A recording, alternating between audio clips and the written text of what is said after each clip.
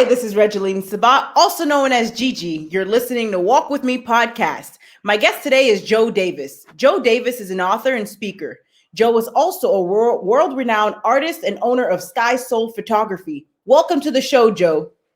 Hi, I'm so excited to be here. Super pumped. Yes, ma'am. Likewise, it's an honor to have you here today. Now, why don't you start off by telling us about you and where you are from? So I am currently located in Fort Worth, Texas. I've lived all over the place, but this is where I'm at right at the moment. Um, what can I share? Tell me what I can share, Gigi. Like, there's just so much information. Absolutely amazing. Now, tell us more about what inspired you to become a speaker.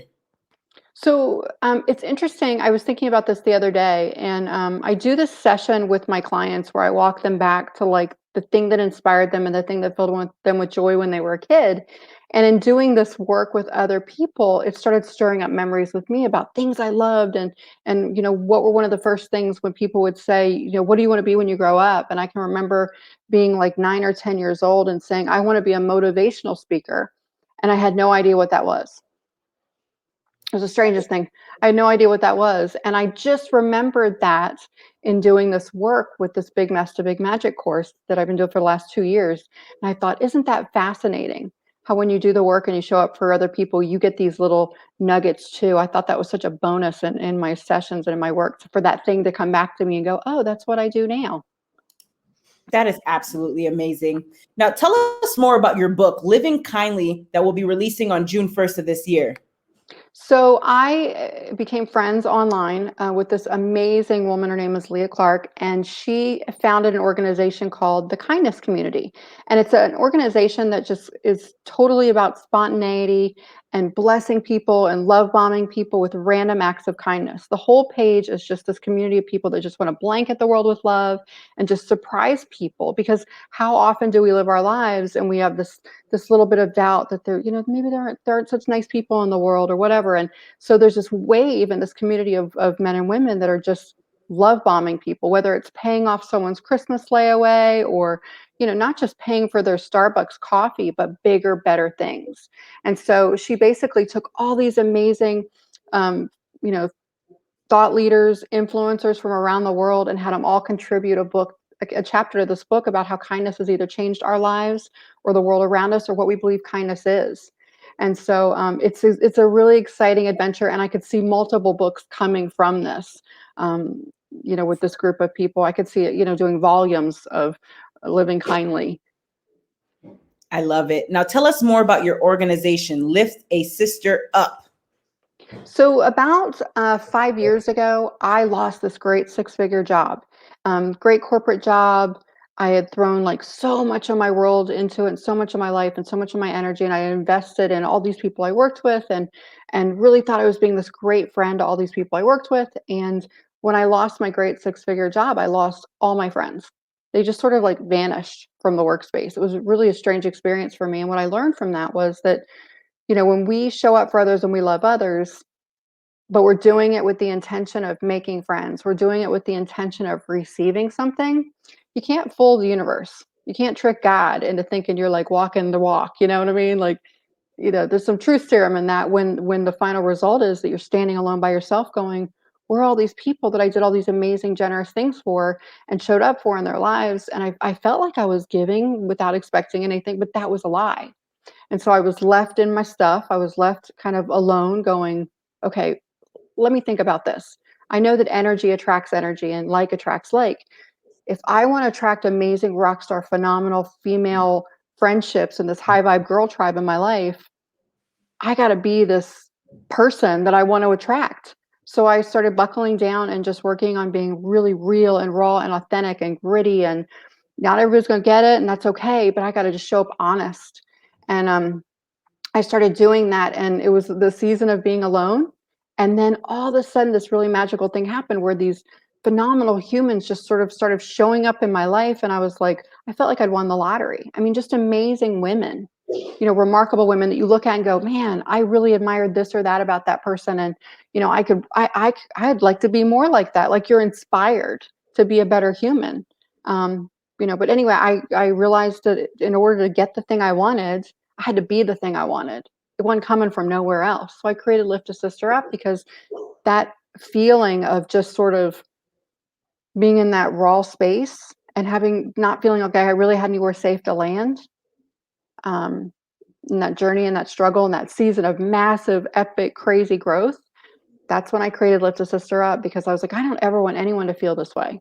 This stinks. This is hard. This is painful. This is raw and real. And um, yeah, I just wanted to create a safe place, for women to land and connect and interact and engage and feel motivated and inspired by these great stories of other women and these amazing struggles and things they've overcome in their life.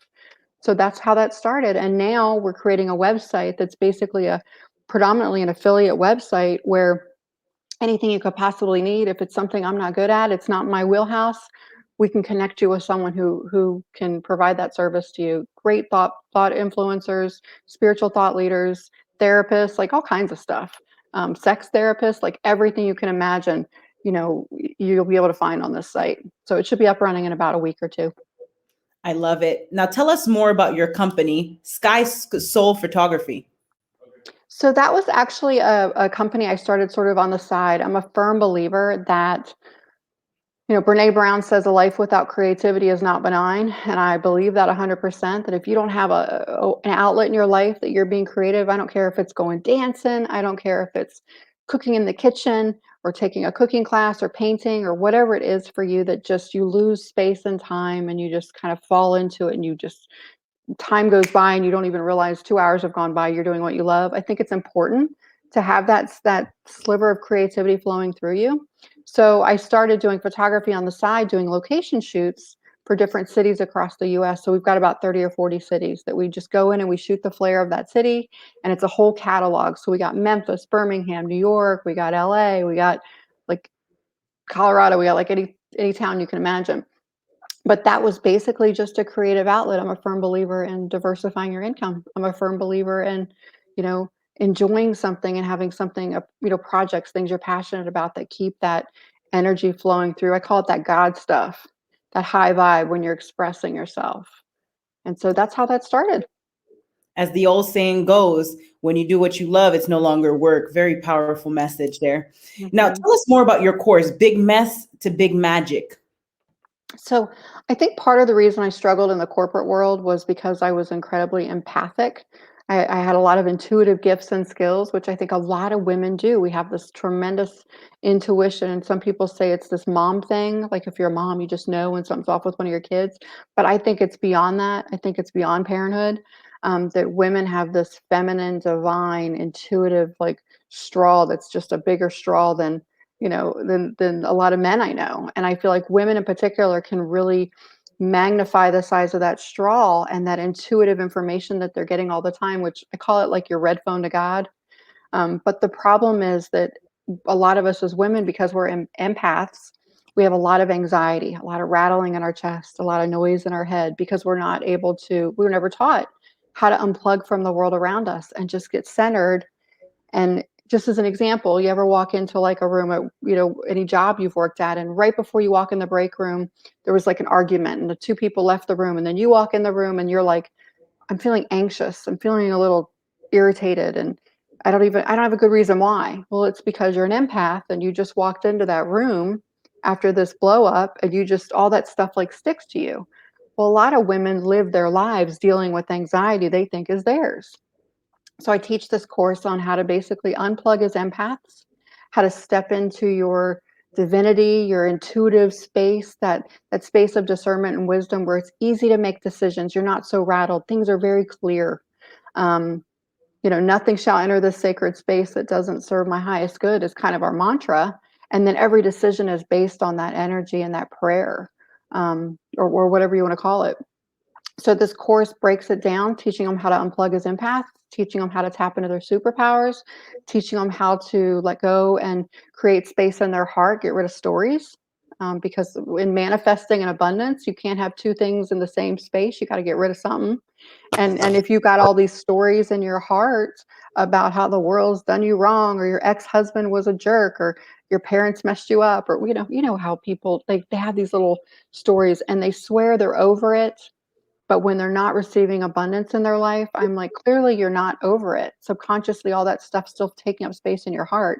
So we go through a co-creation meditation where we teach our clients how to, let go of stuff. Just entertain this new idea that maybe they were co-creators of their life before they ever showed up. And maybe all these awful, crappy people in our lives are teachers. And they're all just showing us these lessons. And we keep having the same lessons over and over and over, not because these people are awful, but because we're not getting it. We've invited this junk into our lives. And then we're like in the mud going, how'd I get here? Well, you got yourself there. Decision after decision after decision, because you didn't listen to your intuition. Your red phone to God wasn't clear. You weren't getting those messages. And so you were making bad decisions based on fear, based on misinformation, based on fear of judgment, whatever it was. You end up in a space in your life where you look around, you don't recognize it. You don't feel authentic. You don't feel happy. You don't feel joy. And then it starts to affect your body. So the coursework is a really great place to, I don't know, I feel like this is work we should have been taught as kids.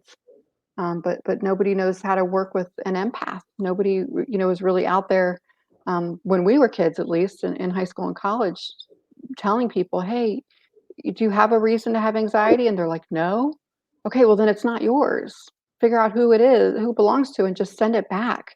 Like say a prayer and send it back. That's not mine. That's yours. I send it back to you with love. And so this work really revolves around emptying out space in your heart. So the universe goes, oh, God's like, oh, she mean business. She's serious. She's not screwing around. She's getting rid of stories. She's letting go, and she's, seeing what's really important and valuable in her life, and being right and having it her way isn't the biggest thing, because the universe and God have something far greater. And we could look at your life now, Gigi. Could you imagine your life 5 years ago looking like it looks like right now? Completely different. Dude, can you imagine if you put your thoughts and ideas on a vision board and you were hell bent on that working? You'd have been miserable. You wouldn't be in this great, amazing space you are right now as an amazing influencer, as a world thought leader, as someone who's actually changing the world and changing the frequency around you, and inspiring others if you had it your way on that vision board, because God has something so much bigger. And that's where I think, people really get lost in their stuff. I'm like, let it go. Just roll with the flow. That's right. You raise a great point that we can make all the plans that we want, but God knows the plans that He has for us. Very, very powerful. Thank you for sharing that with us. Now, tell us more about a time in your life where you experienced a major challenge. Oh, where do I start? Um, this is really funny. I look at that season where I lost that really great job, and I think that was super. Without getting too personal, that was probably one of the most intense experiences of my life. It felt like I was in free fall. It felt like everything had been pulled out from under me. It's interesting too, I was having chest pain like every day at work for 2 months. And me getting let go from this great corporate job probably saved my life. And if I would have had it my way, I could have dropped out of a heart attack, because I was hell bent on making it work. And luckily I wasn't. I was like, okay, this is happening for a reason. Like I was sort of in that mindset and that perspective. And I look at people that are going through challenging things, and I'm like, when you hit rock bottom, that can be such a blessing, because you don't have anything to lose. And especially if you hit rock bottom and you're super alone, it gives you an opportunity to be the real you. To really step forward and be really raw and real, and be like, I can have the courage to be disliked or misunderstood because it's just me. There's nobody around, when you're in that alone space. So I would say that, losing that job was huge blow to my ego, which, the ego's funny. It's like the phoenix. It keeps dying, and then it rebirths, and then it's dying, and then it rebirths, and it's super frustrating. Could you just die already, ego? But that was a big blow for me. It was a real shift in how I wasn't living my life in an authentic space. Thank you for sharing that. Very inspiring. Now, what is your why that keeps you going? So I think, and when I work with clients, I tell them this all the time, is your deepest fear is always linked to your greatest purpose on this planet. And when I say that, I'm saying the part of you the most afraid of chasing your dreams, the part of you that's most afraid of, failure or what your family thinks or your friends or whatever, if you're looking at making a shift in the season of your life, whether it's leaving a relationship or starting a business or leaving a job or moving to another state, your deepest fear is always going to be the thing that if you can just go there and sort that out, then it will really up level you and raise you up. So for me, I'm super intuitive. I have lots of unique gifts when I do sessions with clients. They're actually called intuitive sessions because I'm really feeling into them. What I believe, God or the universe wants me to connect with them as far as information or growth or what they're not looking at in their own heart space. I just bring it all to the front. I don't play around. I'm very direct. And my deepest fear, growing up was being misunderstood or being judged. So I think it's fascinating that my greatest purpose on this planet is to show up real and authentic and share my gifts without being afraid of being judged or misunderstood. Because I'm definitely the weirdest person I know. I'm definitely the person at the dinner party that's like saying random things. There's no way anyone could know in that dinner party, about someone's, family member or something going on in someone's life. And I'll be like, hey, I just sensed that this and this and this is that what's going on? And they're like, what? So if your deepest fear is to be judged or misunderstood, it just makes complete sense to me that God would be like, oh, we're going to make you super weird and super high vibe and super intuitive where you're not even like functioning in the same space as the people around you. You're like seeing all of it. And I think that's why I think that's why my clients are so, loyal and so supportive and are so big on sending me referrals because they're like, you brought things to the front that my heart wasn't willing to look at. And now that I looked at it, oh, it's not as scary as I thought. And it's not big and ugly. It's just a little thing. And I can move through that thing because there's so many greater things I know that are right around the corner. And the more frequently we use our intuition and trust it, the more validation we get and the higher our self-esteem is and trusting our gut and our heart, which for women, we're always second guessing ourselves. We're always kind of double checking stuff and second guessing ourselves versus boom, that's what I feel like in my gut needs to happen. That's the decision I'm going to make. Everybody in my family thinks I'm crazy, but I know that someday double stick tape will make millions. Like that's where the ideas show up and we poo-poo them. So, I think that this work in particular is super powerful for helping women, especially shift out of bad relationships, step into their dreams, stop being afraid of going for the big thing that they want and they want to accomplish in their life. You can't That's have right. any excuses anymore. Yes, ma'am. And I'm a firm believer that everyone is truly unique. So thank you for sharing that with us. Now, what is your best advice to the audience for walking with purpose and living a life of happiness? I'm a big Brene Brown fan. Like I just love her. I feel like she when she writes, I'm like, yeah, I've always thought that. Or Jen Sincero, who's like super raw and real and gritty, and it's like, you're made of star stuff. Why are you making yourself small? Like I love that energy. But gosh, you know, I would say one, whatever it is you want to attract in your life, you got to make space for it, which means you got to get rid of those low vibe things in your life. Sometimes they're friends, sometimes they're family, sometimes they're coworkers. You got to start honoring the sacred space because that's what we're meant to do on this planet. Your body's a temple, but it's bigger than that. Like this is sacred space. And whatever you allow into this space, relationships, conversations, telephone calls, emails, engaging on social media, whatever you're feeding into, you're going to get more of. And you're in charge of that, nobody else. So you attract what you are 100%. And I think what people don't realize, I hear this more and more and more, Gigi, where people talk about, I just look around at my friends and I just don't feel like they're really my people. Or it's like all these women are really looking for their tribe. And you probably hear that a lot in your work too, where they're just like looking to connect with these other like-minded women.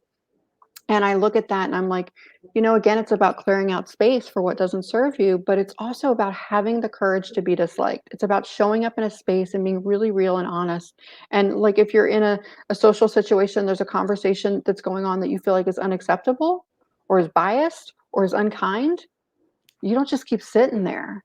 You speak up and you be like, yeah, that's not okay. You're clearly not my people because I don't believe that.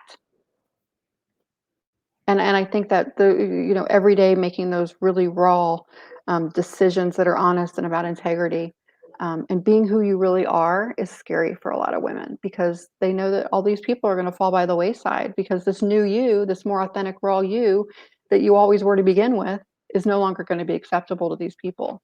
Um, so I would say, do the work, man. Let them all fall by the wayside. And there's a whole group of Lift a Sister Up gals out there that would love to love on you and your real, raw, weird, awesome sauce and just celebrate you and lift you up. And those deep depths and relationships are the ones where you want your girlfriends to make millions. You want them to be healthy and successful and have phenomenal relationships. And if you don't have that tribe around you, then you need to work on being that person. So therefore, you will attract those people. Got to do the work. I love it. Do the work. Very powerful message. Now, where can the audience find you, Joy? So they can connect with me via Facebook through Lift a Sister Up or through my private page. I'm so chomping at the bit to have this webpage up and running because it's going to make me so much more accessible, especially with my intuitive sessions and the Big Mess to Big Magic coursework, which for the last year and a half, every single month has sold out with clients going through the work. So it's kind of a first come, first serve thing when you're trying to get to me and work with me. But they can connect me on my personal page or for now, Facebook. We're getting there, girl. We're getting there. Everyone has to start somewhere. I love it. Mm-hmm.